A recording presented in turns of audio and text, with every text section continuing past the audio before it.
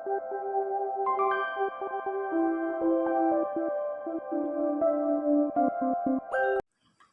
वालेकुम दोस्तों, मैं मोहम्मद आसिम और आप देख रहे हैं हमारा चैनल होम किचन 786। जहाँ रहें खुश रहें आबाद रहें, ये है दुआ हमारी।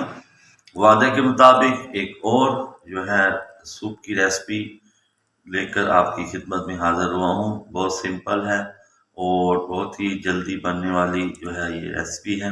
चलते हैं अपनी रेसिपी की तरफ। आज की हमारी रेसिपी का नाम है वेजिटेबल सूप।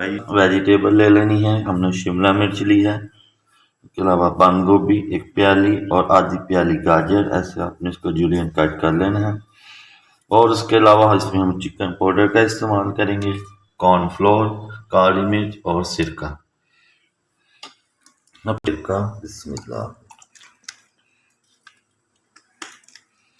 और साथ ही इसमें हम ऐड कर देंगे चिकन पाउडर। तो मिक्सिंग कर लेंगे तकरीबन 1 से 2 मिनट। आपने जब हल्का सा इसमें बॉयल आ जाए तो आपने सबसे पहले इसमें कैरेट इस्तेमाल डाल देनी है, उसको थोड़ी सी मिक्स कर लेना है।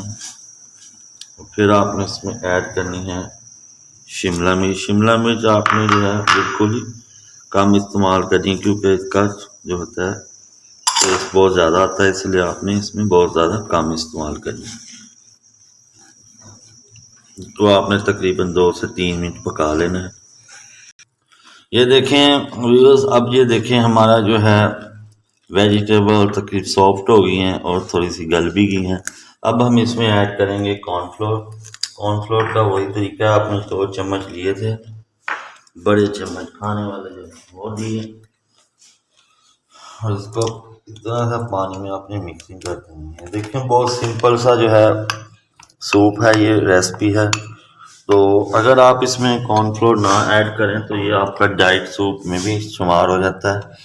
वो मेरी बहनें जो भाई जो सूप का शौकीन करती हैं लेकिन इस डर से नहीं खाती कि हमारा वज़न ना बढ़ जाए, तो वो आप इसमें ये कॉर्नफ्लोर ना ऐड करें तो आप ये एज अ डाइट सूप इस्तेमाल कर सकते हैं।